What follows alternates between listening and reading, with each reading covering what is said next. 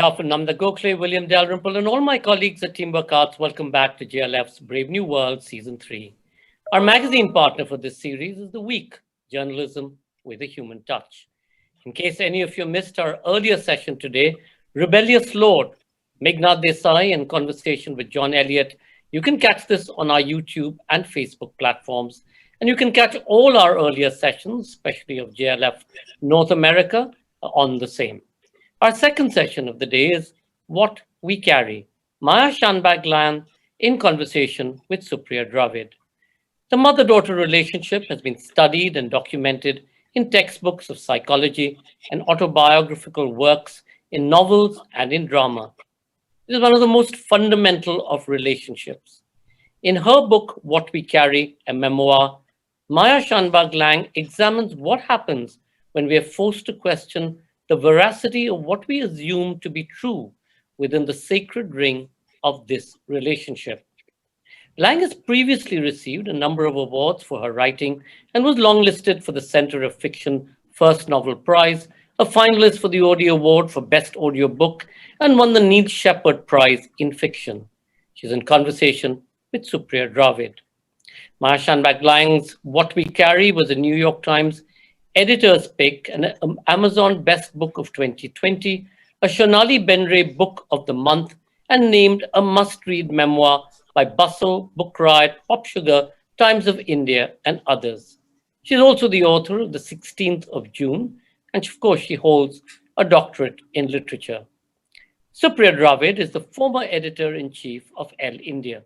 Her novel, A Cool Dark Place, was published by Penguin Random House. Please do remember to ask questions and comments by typing it into the comment section below, and we will pass these on to Supriya to ask of our speaker this evening. Ladies and gentlemen, What We Carry, Maya Shanbhag Lang in conversation with Supriya Dravid. Supriya, Maya, over to you. Thank you, Sanjay. Hi, Maya. So good to finally connect. I loved your book. Thank you so much. And the pleasure of doing this is all mine. It's a thrill to be here.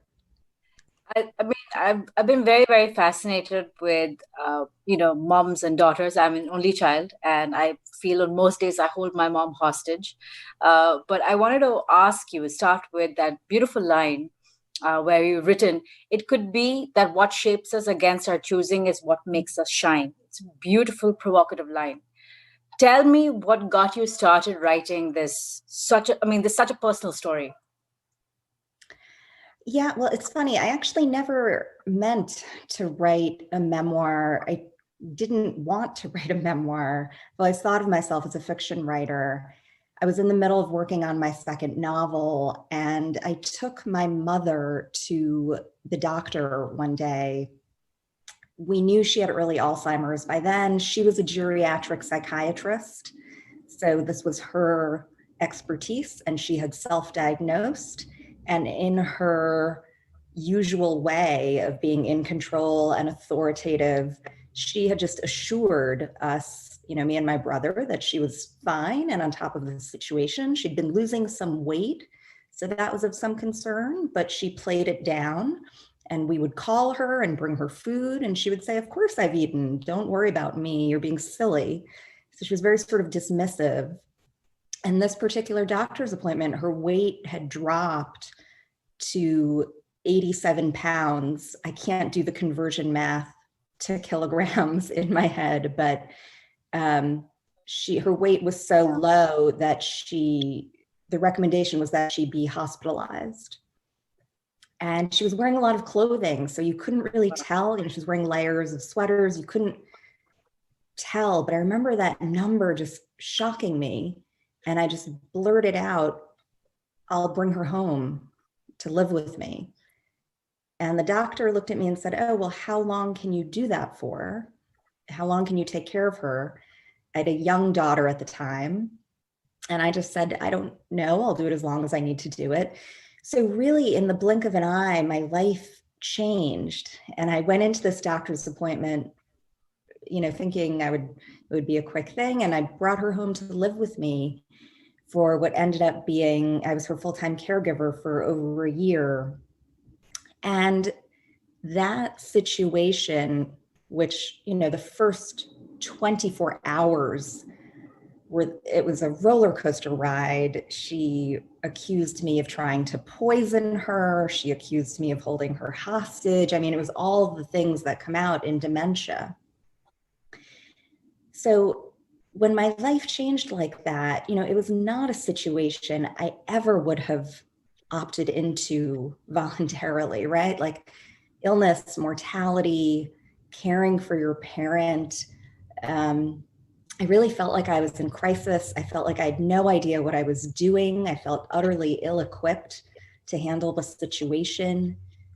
But that set of circumstances changed me profoundly, and it allowed me to see my mother not as this mythic legend I had built up my whole life as a superhero. It was sort of like the armor fell away, the veneer of who she was fell away, and I began to see her as a culpable, vulnerable person, because the typical stories she used to tell me about herself, she no longer had the capacity to remember those fictions. So suddenly truths started coming out about her past. And I thought, oh my God, you are not the person I thought you were. But now I get to see you in this different light. And now I get to really understand that you were just as frightened and insecure as I have felt during my adult life, and you didn't have all the answers.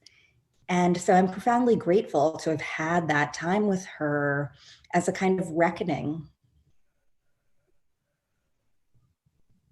And so, yeah, just to get back to your, to that line, that whole idea that, it's sort of like a lump of coal that would never choose to become a diamond, right? Like you would never opt into that amount of time and pressure and difficulty. But when you are there and you have no choice but to give in, that's, I think, how you get to the next version of yourself where you are stronger and have more clarity. And you don't get to that evolution unless you submit to that process. I think what's interesting is also the power dynamics, right? I mean, you were her daughter, she raised you, you built up these stories, and now you are in that position of authority. And perhaps it wasn't too familiar with her because she's always used to being, in command, and here you are her primary caregiver, you are a mother yourself.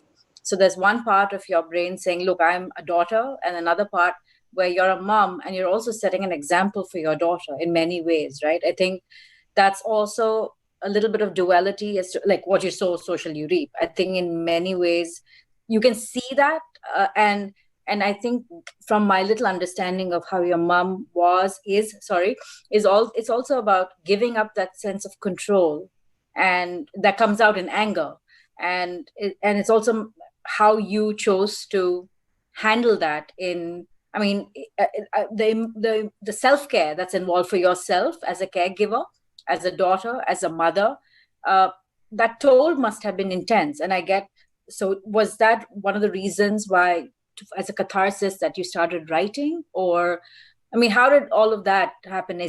I know you started exercising with weights and all of those things, but how do you find that outlet besides this writing? Was it easy for you to write? Oh God, no. It was really hard for me to write.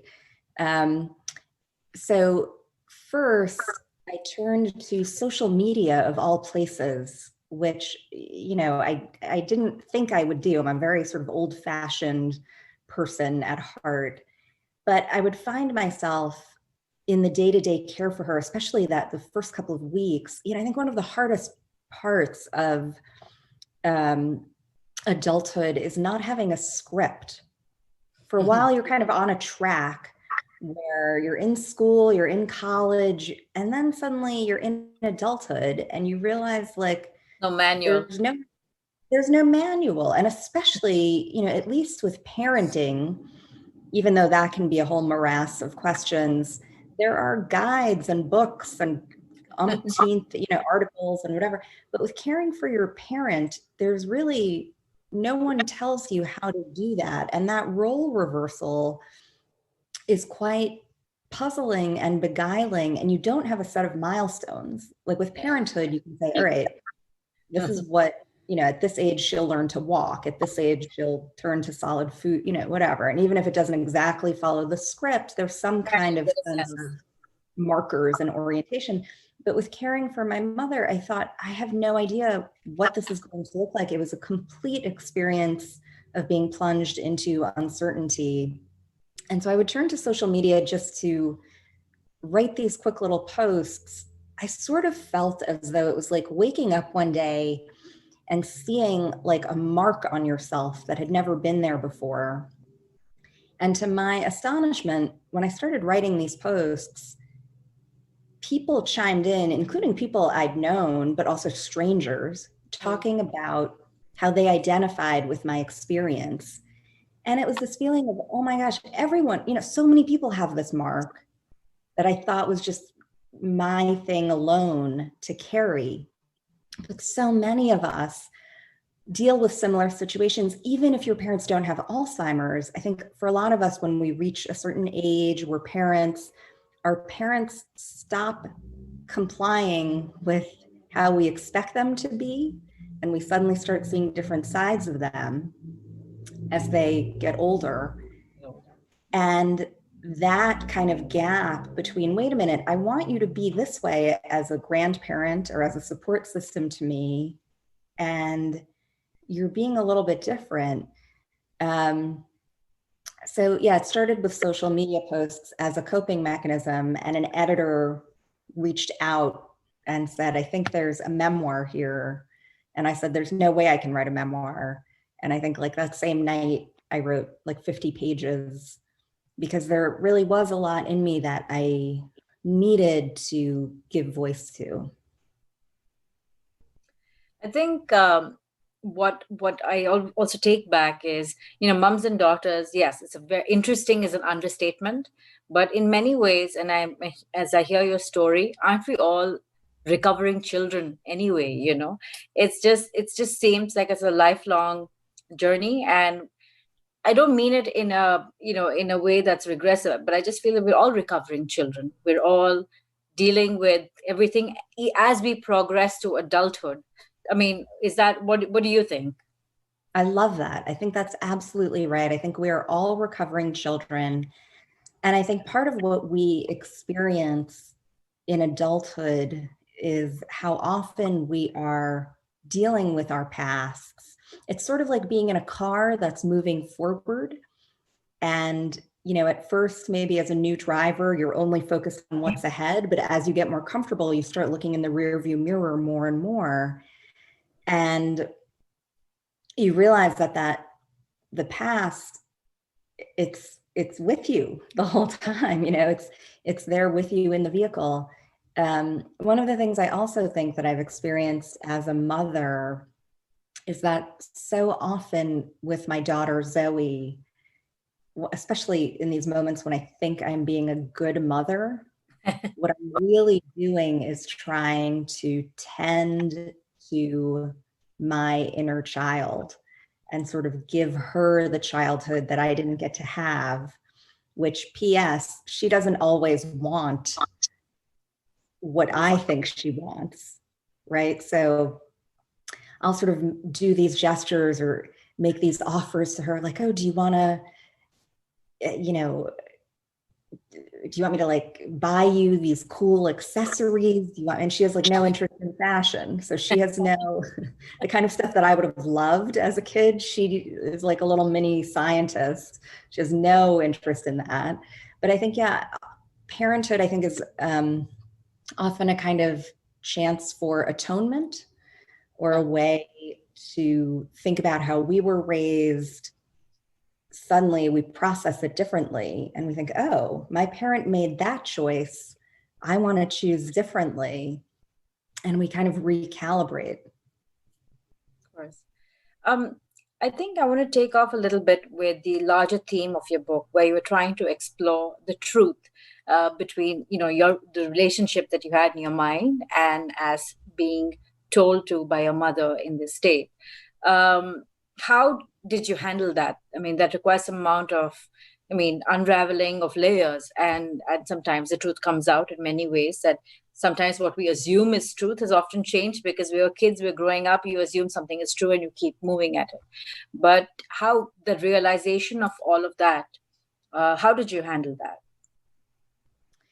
It's so funny because my parents were very scientific and also very black and white, sort of matter of fact people. They were not warm and fuzzy.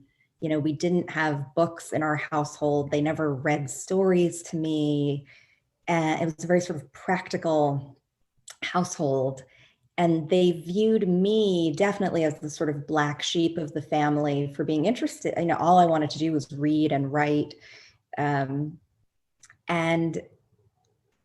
yet part of what I learned is how invested they were in storytelling, right? So like my mother would tell me these stories about medical school or her residency, and the stories had this kind of mythic quality where she was this larger than life figure.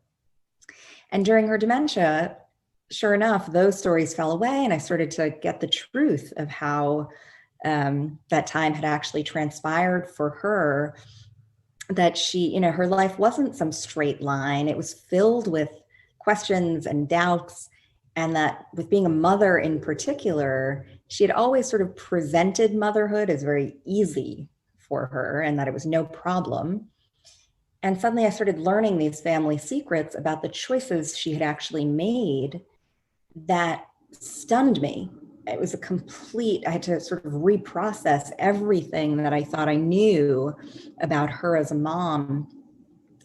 And the first thing I felt was that I felt a compassion for her that during our life, especially when I became a mother, that she still felt so much guilt about certain decisions that she'd made that she never felt like she could come clean with me when she had the opportunity to. You know, I think she still carried around so much. She felt bad about having to do things a certain way. There was a version of motherhood where she wanted to say, I did it all myself. I didn't have help. You and your brother were easy. And she presented that to me. And what I really learned is that she was kind of a fiction writer the whole time. And these stories that I think we present to our family members, people in our lives, we're always kind of sculpting ourselves and wanting to be seen a certain way. And I was able to sort of appreciate, okay, she wanted to be this way as a mother. That was her sort of vision. And perhaps in the same way that when patients talk to psychiatrists, they don't always tell the truth, but that's also, it contains truths, right? Like the fabrications we present, the versions of ourselves we wish to be, those are not necessarily false just because they're not true. I mean, they contain a kind of greater truth of how we wish we are. Did you view your relationship with her in a new light? Did it bring you closer to your mother? Were you close to her growing up, and if at all, or did this moment bring you a lot more closer as you viewed everything in a new light? Yeah, well, that's a fascinating question. I, growing up, always told people that my mother and I were very, very close. That was my standard line. My mother and I have a great relationship. We're so close.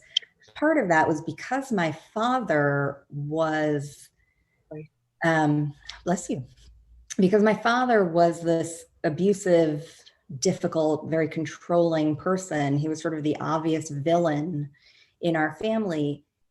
It made it that much more important for me to have a good parent. And so I was just convinced that, yes, my mother is this wonderful mother and we're close. And it wasn't until later that I sort of realized, wait a minute, many of her choices with regard to me, at the time, I would often perform like mental gymnastics to make her choices into these brilliant moves. Like, oh, she totally knew what she was doing. She had faith in me and confidence in me. And that was why she, completely ignored me, or that was why she, so I had all these kinds of justifications. And later, part of what dawned on me is that I think what's remarkable about children is that I think they kind of find a way to get sun and water, like little plants growing out of sidewalk cracks. Like children are so resilient, they give themselves what they need. And so I gave myself the mom I wanted. And it wasn't just her presenting these stories. It was also, I did a lot of kind of filling in the blanks for her. So I think she and I were equally invested in that fiction and in that version of her.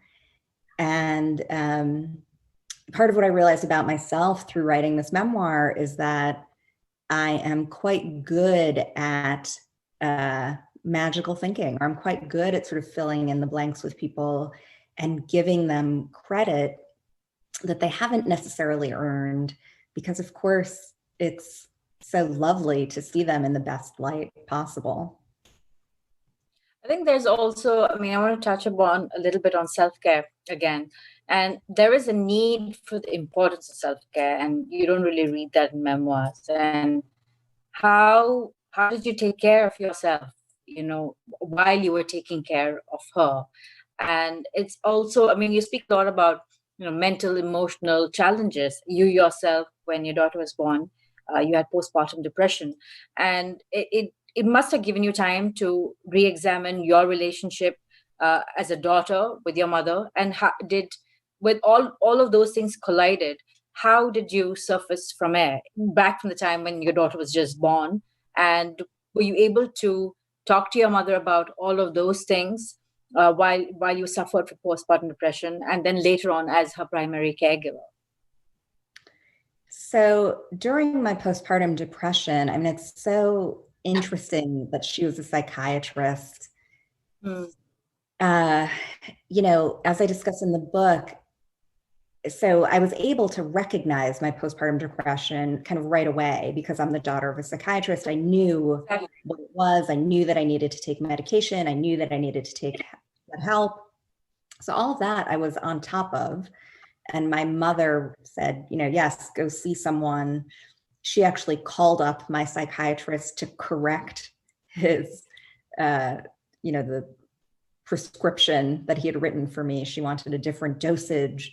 So on one hand, like I kept telling myself, oh, she's really here for me and supporting me. But of course, medication takes time to work. Exactly. And there was this point where I reached my lowest point of the depression, where I thought, I'm doing everything right. I'm seeing a psychiatrist, I'm taking medication, but my symptoms just kept worsening. And that's just a biochemical, physiological thing. My brain wasn't producing the neurotransmitters that we need in order to function. I reached this point where I thought, I can't do this anymore. I can't, life is too hard. I can't keep doing this. And I called my mother and I said, listen, I need more than anything just to see you, even if it's just for a weekend. I need you here. It would make me feel better. And she said, no. She said, I can't come visit. And if I were to try and visit you, I would die on the plane. And I remember having this moment of saying, what are you talking about? Like, how could you not be here for me in this moment? And that was the beginning of this realization that she was very selective in how she was there for me and my brother. She didn't always have the ability to really be a giving parent. So, I remember that moment as sort of, my whole life I'd been very independent, very strong, very self-sufficient. I'd always viewed my mother as this kind of backup parachute that I had with me. And if I needed to pull the cord, I would, and it would inflate and I would be fine.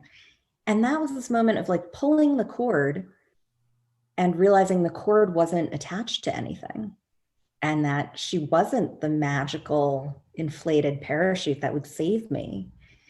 That was one of the hardest moments of my life. And I realized I needed to get support from people who would actually be there for me. So I remember, calling my psychiatrist that within minutes of that conversation with my mother, and just reaching out to people I could.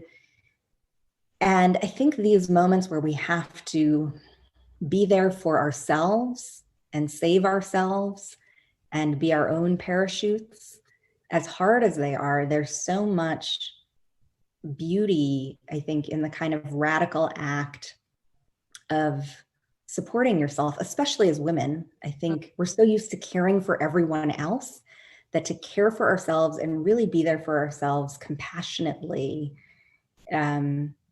is, I think, a beautiful and necessary thing. Yeah. And sorry, go on. Well, then, and to get to your other question, yeah. So not during the postpartum depression, it took some time for this, but as Zoe got a little bit older, I got into weightlifting, of all things. Partly because, I started to realize you have a child and you start to view yourself differently, right? Like children hold up a mirror to you. I realized I wanted Zoe to have a joyful, happy, healthy relationship with her body. And I thought, if I don't have that with myself, she will never have it. So I wanted to make fitness and health part of my life. I didn't know how to go about that. And I got into weightlifting, and I remember liking it immediately because it made me feel powerful and strong, but being scared to do it, I had all these lower back issues. One of the things I learned, as so many stressed out people do, right? One of the things I learned was that my lower back, which I thought of as weak and this vulnerability, was actually not weak. For most people with lower back issues, your lower back is actually too strong. It's doing too much because it's overcompensating for the areas around it. And I remember thinking like, oh, the lower back is kind of like the mom of the body. Like it's overstrained, it's doing far too much, it's overextended, it's in pain, it's exhausted. And what do? We look at ourselves as women and we think, oh, maybe I need to do more. Like maybe I need to download that app or read that article, wake up earlier, and that'll fix everything. And no, the answer is we need to stop doing as much and make the other parts of our support systems step up and do their job.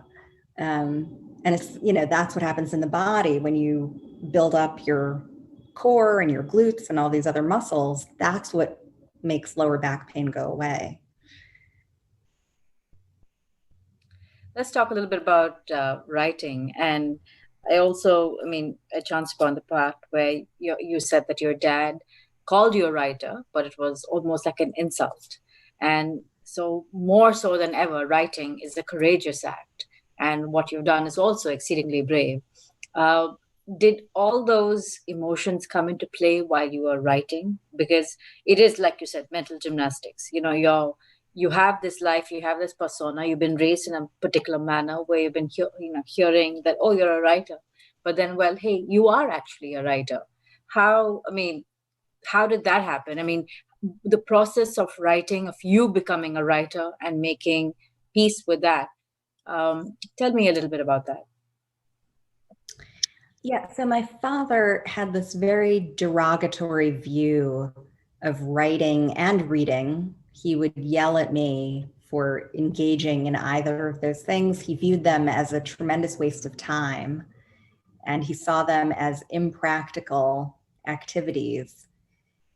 And he wanted me to do something that made sense to him. So, I started off college pre-med, and it kept feeling me as though I couldn't deny who I was inside. It felt like writing more than anything was just who I was, what I was meant to do and who I am inside. It's almost like, I think, people who sort of come out of the closet, that's how it felt to me when I finally said, I'd gotten a PhD in literature, which was sort of like the closest I allowed myself to come to writing fiction. I thought, okay, I'll kind of close to books, but I'll still be acceptable to my parents. And then I remember thinking, like, what am I doing? Why am I hiding and running from who I am? And especially when my daughter was born, I thought, God, I don't want to be this person who never pursues her dreams. If I want to write a novel, I should just try and write a novel. What's the worst that could happen? And so I went for it. And I think one of the eye-opening things for me, I'd always viewed motherhood as this great act of sacrifice and suffering. And that if you accomplish anything as a mother, it's, my God, you do that despite having children. But actually for me, my daughter's arrival in my life, if she hadn't been born, I never would have written a novel.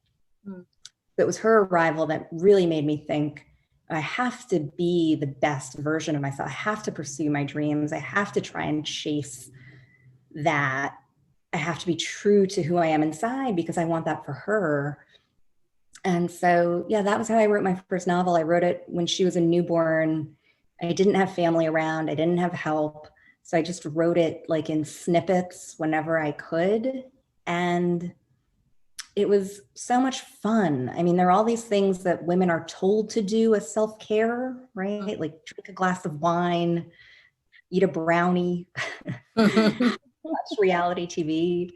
And I would try and do those things, but just still feel kind of low grade unhappy. And it was only when I started working on this novel where I thought, like, oh, I'm actually feeding myself, like disappearing into my laptop and listening to these characters.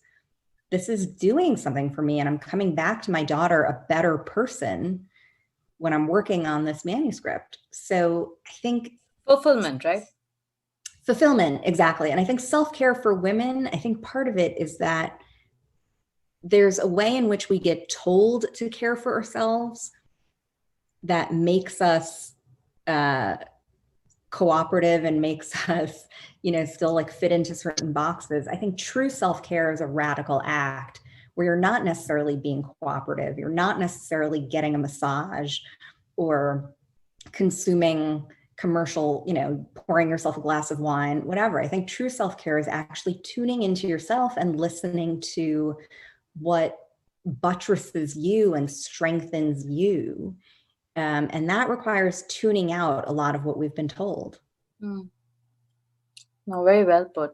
Did you ever feel that you were turning into your mother, or an instance that made you think that way with Zoe? That I've turned into my mother? Did you ever feel that you were turning into, I mean, probably not, but because you were so aware of who she was and who she is. But did you ever, at any point, do you have an instance saying, oh my God, I've turned into her? Oh, absolutely. All the time. Even though she and I are so different, I feel little relics of her all the time. And I see her in Zoe big time. So yeah, the fact that Zoe has like no interest in getting her ears pierced, the fact that Zoe wants nothing to do with makeup, that was like exactly my mother. My mother was so scientific and dry and practical, and I never saw her with like nail polish. So there are those moments. But also, actually, one of the things I've learned that's been such a pleasure with having this book come out in India, because obviously as the daughter of immigrants, having grown up in the States, I don't always feel like I know much about India. So when I was talking with Sonali Bendra, actually, she said to me, your mother is such a Maharashtran woman. And I said, wait, what does that mean? What do you like say more? And she said, well, she just has so much pride and independence and strength and fire. And that's how Maharashtrian women are. And suddenly something clicked into place in my brain where I thought, oh, that's me. Like I can be that way, where I'm quite, when I need to be, I don't back down. I'm not shy with my opinions. I can be very independent. And suddenly it was like a little puzzle piece clicked into place. True. I think, our mothers also love us the way they've been loved. And how did that, translate into with your relationship with your daughter? Because you, again, like you knew exactly how you were loved, and perhaps you wanted to change that in the way you have your own relationship with your daughter. And is that something that you actually think about? I think about that all the time. One of the things, I sort of made a decision early on to whatever extent possible to try and be far more open with my daughter. Of course, in age appropriate ways, not that I'm like confessing my secrets to her, but just that I think it's so easy as a parent to go down the road my mom went down. We want to be a little bit selective in what we show our kids and to kind of show them the highlight reel. So yeah, just the other day, Zoe said to me, like, Mom, when did you know that you wanted to be a writer? And I was so tempted to say to her, like, oh, I always knew, which is what my mom would have done, right? Like, I always knew I wanted to be a writer, and then I just did it. And instead I said, oh my God, I kind of knew, but I was scared to go for it. And so I did a bunch of other things before I had the courage to be a writer. And I went through she's 12 now, she's almost 12. And she was like, wow, really? You almost became a lawyer? What? So that, you don't want to weigh them down with too much, but I think we already have a relationship where she can come to me with her questions, and also where she can sort of call me out in ways that I never would have dared with my own mother. And yeah, the other day I actually said to her, this was maybe like the scariest thing I've ever done as a parent, but I said to her, by the way, like, is there anything that you ever feel that I should be doing better as your mom? And she like lit up and her eyes got really wide. She was like, what do you mean? And I was like, well, I'm not saying I'll do whatever you suggest that I do differently, but I'm curious. Like, I was like, this is the most important job I have. You're the single most important person in the whole wide world to me. And with this job, I have no training. Like, I didn't get to have a practice kid that I did it wrong on. And then with you, I get to do it right. So like, is there something that, like, I don't know, is there like some little thing that maybe bothers you? And like, we had this talk about it. And one of the things she said is one of our favorite hobbies is that we watch Top Chef together. She loves food. We cook together.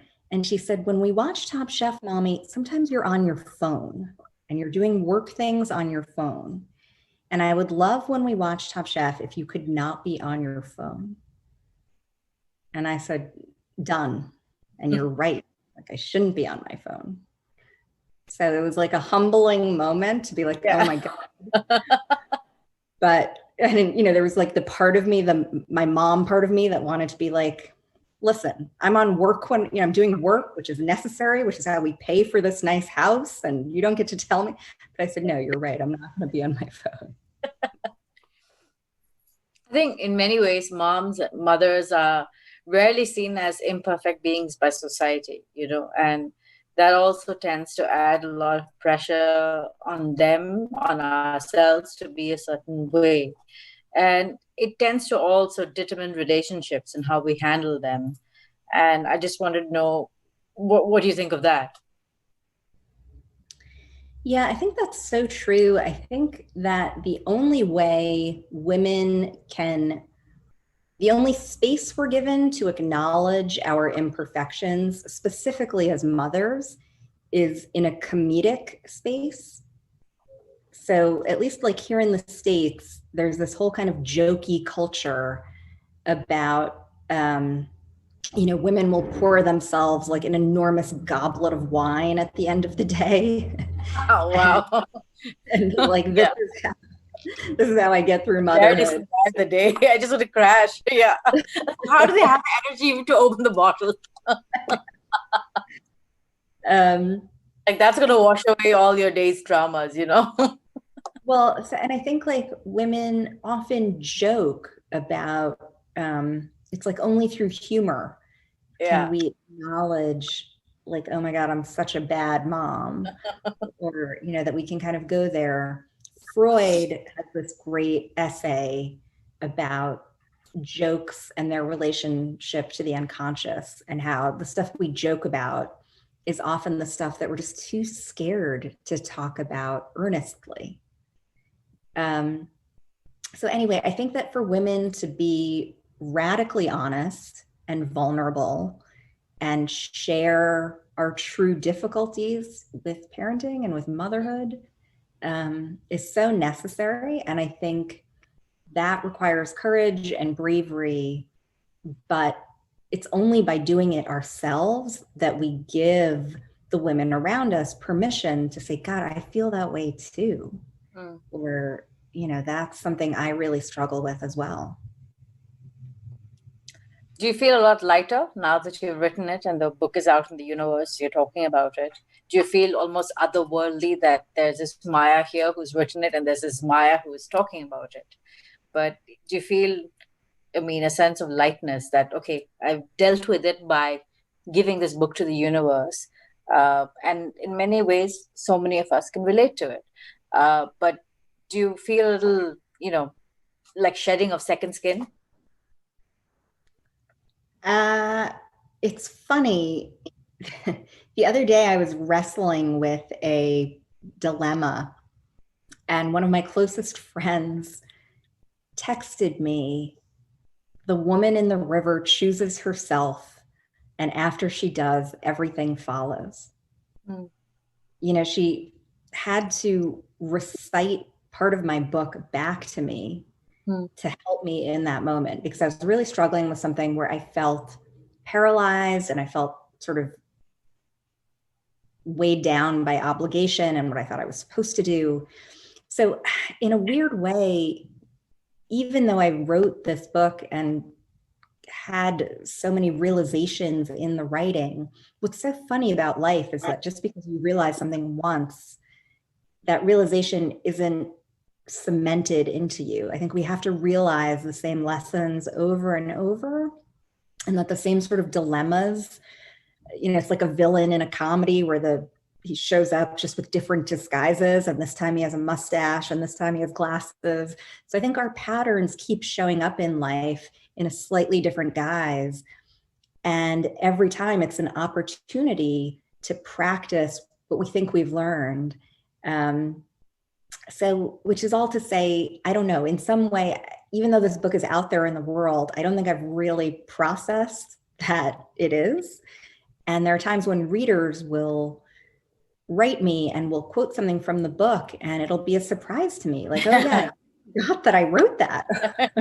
I know. Like, I'll be like, oh, that's a really nice point. I kind of needed to hear that today. Thank you. I forget. And in the same way that I think our kids often blow us away. Yeah. I think our books are kind of like our kids, like, oh. So no phones during Top Chef. And you've written great lines, so you should remember that. But it's been a pleasure talking to you. It's been so fun and very, very enriching. I'm a mom myself to two young kids, and I think every day we learn a lot more as parents, more than anything else. Thank you so much. Over to you, Sanjay. Thank you, Supriya. Thank you, Maya. That was such a fascinating and really touched your heart to see the kind of pain and longing and success that you were able to do as a parent and also for your mother. Absolutely beautiful. Thank you all for watching and being such a great audience. I hope it was as fulfilling for you as it was for us listening to this particular conversation. Uh, do log back on next week, Monday, the 14th of December, for Voices of Faith, the Power of Prayer. And on Wednesday, the 16th of December, for our next set of sessions, including Srilaji Shobade in conversation with Shonali Khullar Shroff on Shobade's latest new book. And this will be at 7 p.m. IST, 1:30 p.m. GMT, and 8:30 a.m. EST, followed by Getting There, Manjula Padmanabhan in conversation with Jayanti Naju Seth. And that will be at 8:30 p.m. IST, 3 p.m. GMT, and 10 a.m. EST. Till then, stay masked, stay safe.